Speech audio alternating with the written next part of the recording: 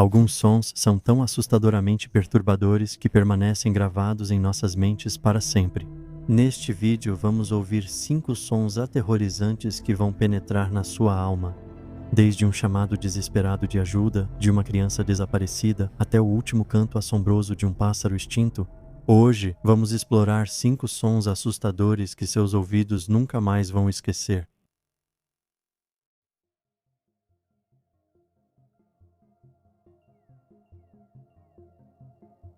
Uma das ligações para os 190 mais comoventes de todos os tempos.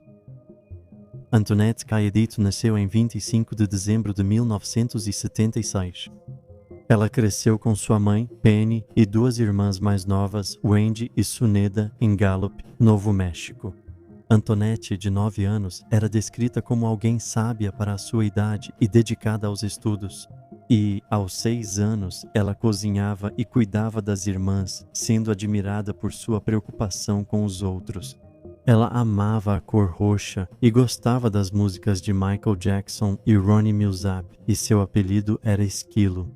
Na escola primária Lincoln, Antoinette era uma aluna acima da média, com talento para esportes. Fora da escola, ela era dedicada à sua religião e frequentava estudos bíblicos regularmente. No dia 5 de abril de 1986, a mãe de Antoinette saiu com amigos, deixando seus filhos com uma babá. Ela voltou para casa por volta da meia-noite e a babá foi embora. As crianças mais novas foram dormir e Antoinette e sua mãe ficaram acordadas jogando cartas, algo que elas normalmente não faziam. Por volta das 3h30 da manhã, um homem chamado Roger bateu na porta para ver como Penny estava, já que eles haviam discutido na noite anterior. Mas ninguém respondeu, então ele foi embora e passou a noite na casa de um amigo. Na manhã seguinte, enquanto Penny preparava suas filhas mais novas para a aula de Bíblia, ela percebeu que Antoinette não tinha descido para se juntar a elas, então foi até o quarto para ver como ela estava. Mas ela não estava lá. Depois de procurar pela casa e perguntar aos vizinhos se tinham visto Antoinette, Penny ligou para a polícia. No entanto, surpreendentemente, demorou 4 dias para que eles viessem e fizessem uma busca oficial na casa e na área ao redor. Penny contou aos detetives que um homem chamado Emiliano Gardella, conhecido pelo apelido de Emo, havia dado flores e presentes para Antoinette em 3 ocasiões nos dias que antecederam seu desaparecimento, incluindo a noite anterior ao sumiço dela.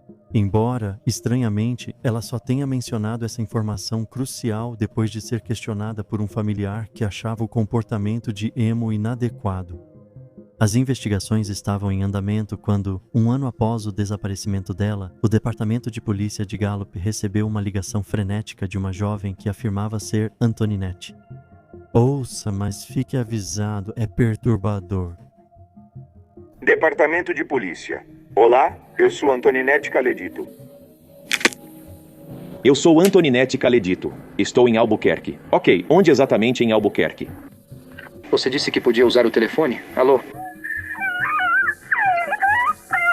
Antoinette, onde você está? Antoinette. Alô? Depois que a polícia tocou a gravação para Penny, ela acreditou que a voz era de sua filha, mas não reconheceu a voz do adulto. Ao longo dos anos, houve muitas inconsistências e contradições sobre o caso por parte da família, especialmente de Penny. 5 anos após o desaparecimento de sua irmã Antoinette, Wendy, que na época tinha 10 anos, contou aos detetives sobre uma segunda batida na porta. Na noite em que sua irmã desapareceu, Wendy afirmou que Antoinette atendeu a porta pensando que quem estava batendo era o tio Joe, marido da irmã de Penny. 2 homens então agarraram Antoinette e a forçaram a entrar em uma van marrom. Wendy não reconheceu os homens porque não viu seus rostos e tinha medo de falar. Antes, Penny não mencionou a segunda batida até uma entrevista com o FBI em 1994. Ela afirmou que a batida ocorreu entre 3h30 e 4h30 da manhã. E ela se levantou 30 minutos depois, justamente quando estava começando a clarear lá fora. Isso contradizia sua afirmação anterior de ter encontrado a filha desaparecida. Nesse mesmo ano, Penny confessou estar envolvida no rapto de Antoinette, perguntando se ela e Emo iriam para a prisão por isso. Ela revelou que eles haviam orquestrado o incidente e admitiu que sabia quem estava levando sua filha, chegando até a instruí-la a abrir a porta. Apesar de sua confissão e da crença do FBI em seu envolvimento, Penny nunca foi acusada em relação ao desaparecimento de sua filha. Penny Cayedito faleceu em 18 de abril de 1999 devido a uma combinação de cirrose hepática e problemas cardíacos aos 46 anos de idade. No momento em que escrevo isto, ninguém foi preso em relação ao desaparecimento de Antoinette, e ela ainda está desaparecida. As teorias em torno do caso incluem homicídio e tráfico de pessoas. Em 2016, a polícia sugeriu que Penny pode ter ocultado informações sobre o desaparecimento de sua filha, citando um teste de polígrafo fracassado e uma confissão. As irmãs dela enfrentaram dificuldades após o ocorrido, descrevendo esse período como um momento muito sombrio e disfuncional. Mesmo assim, elas não perderam a esperança de encontrá-la. E embora as autoridades acreditem que ela esteja morta, Cayedito ainda está oficialmente listada como uma pessoa desaparecida e o caso dela continua em aberto.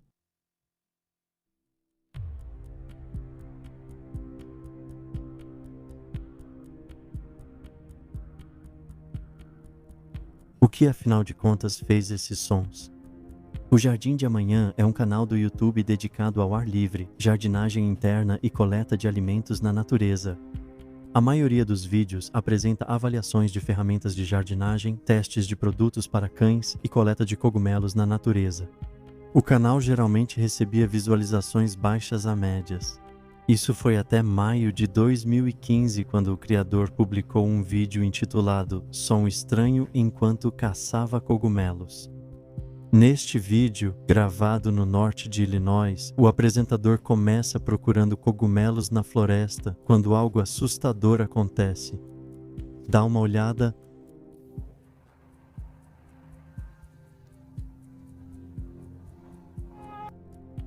O que foi isso? O vídeo, que já foi visto 3 milhões de vezes, recebeu uma variedade de sugestões nos comentários, variando de alce, pé grande ou uma farsa. E muitos comentaram sobre como o homem ficou calmo depois de ouvir o uivo demoníaco. Ele mostrou ainda mais coragem quando voltou ao mesmo local 6 anos depois, em 9 de maio de 2021. Mais uma vez em busca de cogumelos, deu uma olhada. Certo, bem, já se passaram 6 anos desde que estive aqui e tudo mudou. Neste vídeo, não há cogumelos nem sons demoníacos. Especialistas acreditam que o som ouvido no vídeo se originou do pé grande. Eles afirmam que não era um chamado de acasalamento, mas sim um grito de guerra destinado a afastar qualquer intruso em seu território. Eles descartaram ursos, raposas e outras criaturas comumente encontradas no norte de Illinois, concluindo que a única explicação plausível é o esquivo pé grande. No entanto, há outra perspectiva, sugerindo que o som pode ter sido fabricado e adicionado ao vídeo usando um som familiar do filme Jurassic Park. Adoraríamos ouvir a sua opinião sobre isso.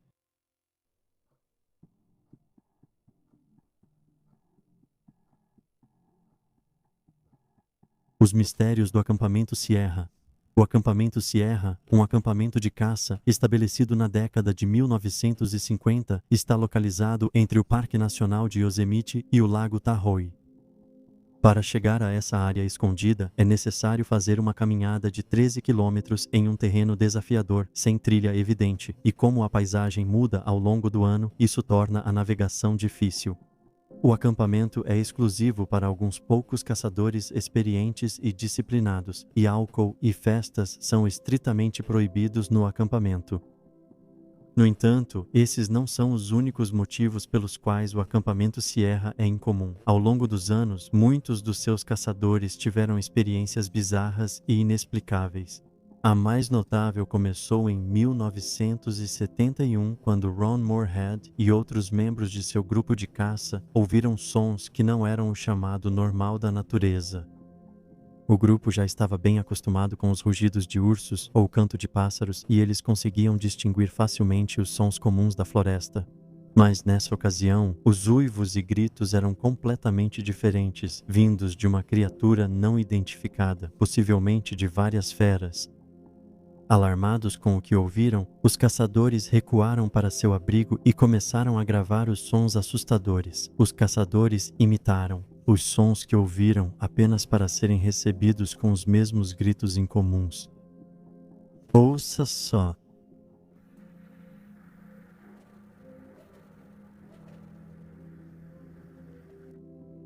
Quando voltaram para casa, eles enviaram suas gravações ao Dr. R. Lynn Curlin, um professor de engenharia elétrica da Universidade de Wyoming.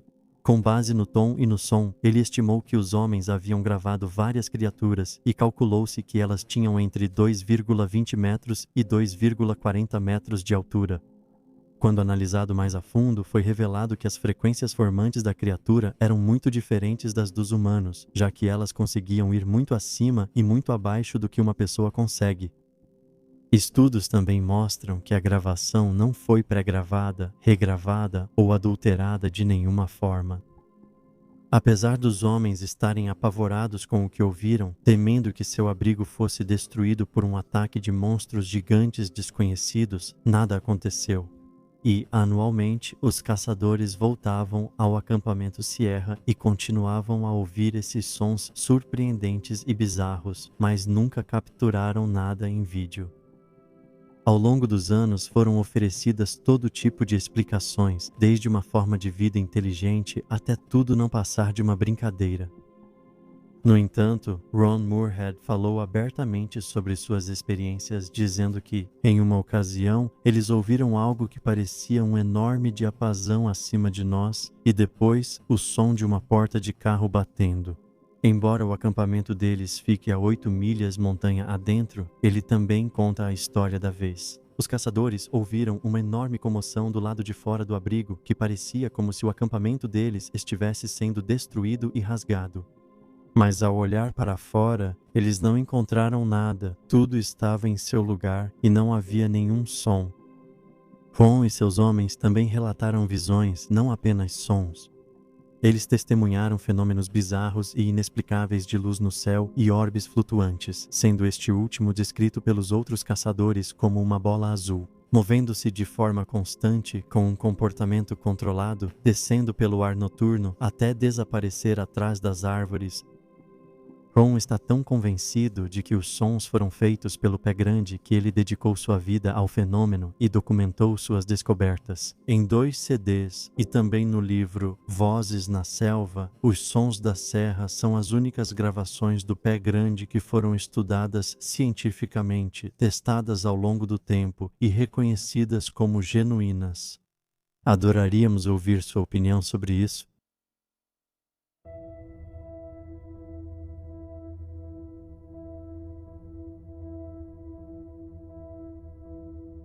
Essa ligação para a Área 51 é assustadora.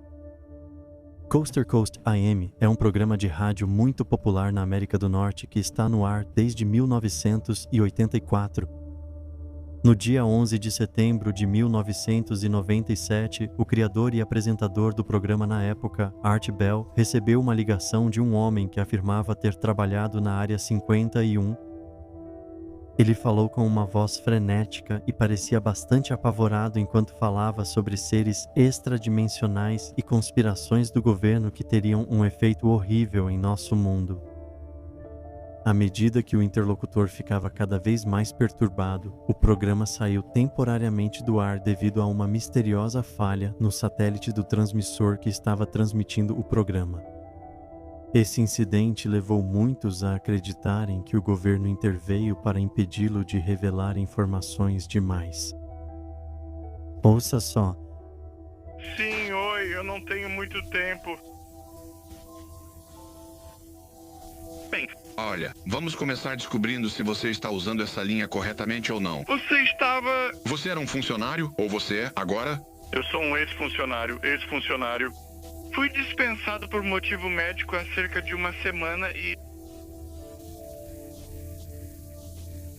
eu meio que tenho viajado pelo país. Cara, eu não sei por onde começar. Eles vão triangular essa posição muito em breve. Não pode passar muito tempo no telefone, então seja rápido. Ok, Ok, bem, o que estamos pensando como alienígenas são...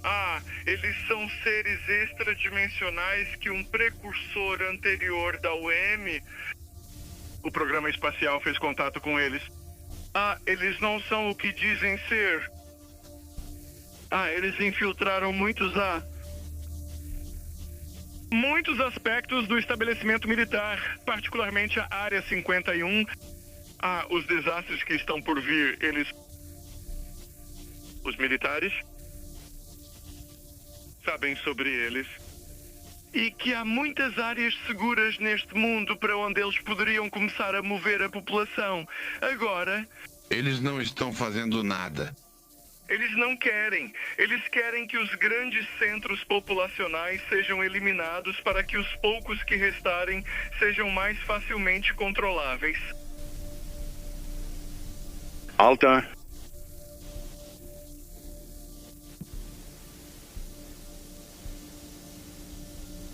Eu comecei a ficar...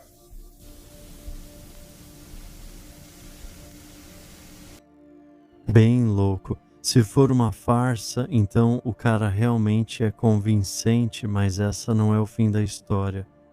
Alguns meses depois, em 29 de abril de 1998, Art Bell recebeu outra ligação, supostamente do mesmo homem, alegando que a primeira ligação era toda uma farsa.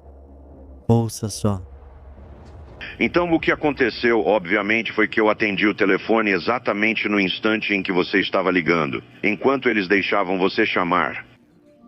E então isso acontece. Obviamente, às vezes eu atendo uma linha e ela está muda, ninguém está lá, e é isso que acontece. Sabe, a gente estava ali no limite mesmo. Fico feliz que eles conseguiram voltar. Você ativou todos os meus botões de paranoia. Sempre fico nervoso ao te ligar. Sou o Brian, desliguei na sua cara semana passada. Entendi. E eu pensei, dane-se, vou fazer isso e deixar acontecer o que tiver que acontecer. Pessoal, eu sou o cara que ligou para a Área 51. Essa é minha declaração, deixo você ou quem for analisar e questionar. Você disse o cara da Área 51? Eu sou o homem. Como você explica isso, cara da Área 51, ok? Bem na metade do seu discurso, o satélite caiu. Eu não faço ideia, e isso me deixou completamente apavorado naquela noite. Eu liguei várias vezes para o seu programa em noites especiais, fazendo vários tipos de personagens malucos, e era só isso que aquela ligação deveria ser. E se a ligação tivesse sido completada, já seria história antiga agora. Já passou pela sua cabeça, como Barbara Marx Hubbard sugeriu esta noite, que talvez, se você realmente é quem diz ser, você criou a realidade do resto da situação e derrubou meu satélite? Isso me dá um medo danado, porque significa que o que eu estava dizendo estava de alguma forma correto e era uma invenção. Meio que criando uma realidade. Se esse for o caso, eu humildemente peço desculpas pra você, porque eu adoro o seu programa. E a última coisa que eu gostaria de fazer é... me tirar do ar. Então, o que eu posso fazer pra provar o que estou dizendo aqui? Bem, acho que você poderia nos dar um pouco do que você nos deu naquela hora para que a gente possa ouvir. E saber que é você. Tem certeza que quer que eu faça isso, Art? Tenho sim. Não faz isso, Art, por favor. Não quero que você me peça para fazer isso. Se eu começar a fazer esse cara, eu...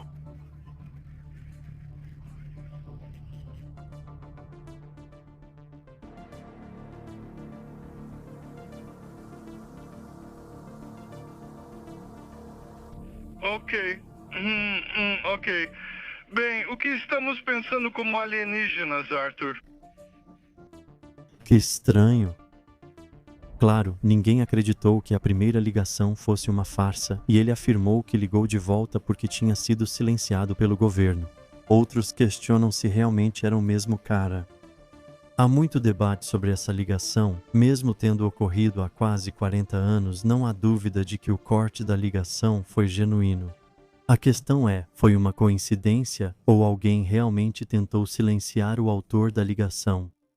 Vamos deixar que você decida.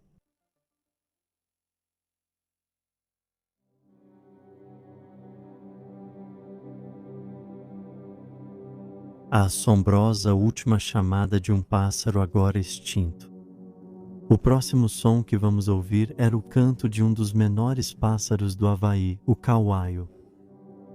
Medindo pouco mais de 20 centímetros, cerca de 8 polegadas de comprimento, esse pequeno pássaro é predominantemente preto com listras brancas e é uma ave única com íris amarelas.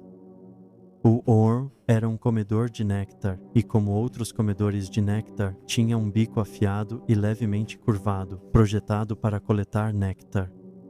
Além disso, ele se alimentava de pequenos invertebrados e frutas. No entanto, sua característica mais notável eram seus chamados ocos, irregulares e parecidos com o som de uma flauta, cantados tanto por machos quanto por fêmeas. Ouça só.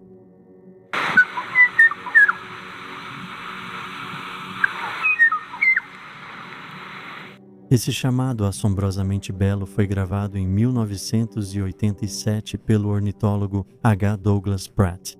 E, infelizmente, é o último som conhecido do pequeno pássaro que agora está extinto.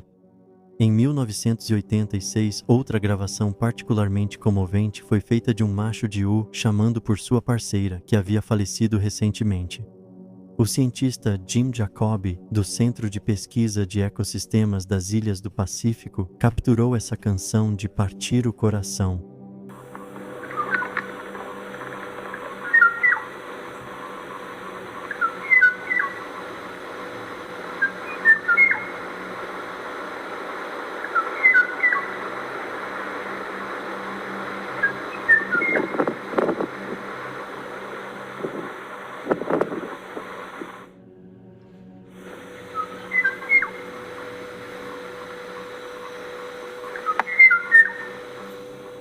Jacob descreveu como o pássaro voou perto dele e chamou por sua companheira perdida.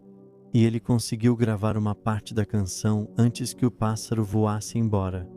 Quando ele rebobinou a fita para ouvir a gravação, o pássaro voltou, pensando que tinha ouvido outro pássaro naquele momento. Jacob percebeu que o motivo de o pássaro ter voltado era porque ele não ouvia o canto de outro pássaro da sua espécie há muito tempo. Pouco depois dessas gravações serem feitas, o desapareceu para sempre de seu habitat nativo na ilha havaiana de Kauai. Após buscas sem sucesso em 1989 e a destruição causada pelo furacão Iniki em 1992, a espécie foi declarada extinta pela IUCN em 2000. A razão para sua extinção se deveu a vários fatores, incluindo doenças transmitidas por mosquitos que os empurraram para altitudes mais elevadas, a introdução de predadores mamíferos e o desmatamento, com os golpes finais vindos dos furacões Iwa e Iniki, que destruíram árvores de nidificação cruciais e impediram o crescimento de novas árvores. A última fêmea provavelmente morreu no furacão Iwa e o último macho foi avistado em 1985. Com as últimas gravações sendo desses dois, acabamos de tocar para você um lembrete triste de um passarinho que nunca mais veremos.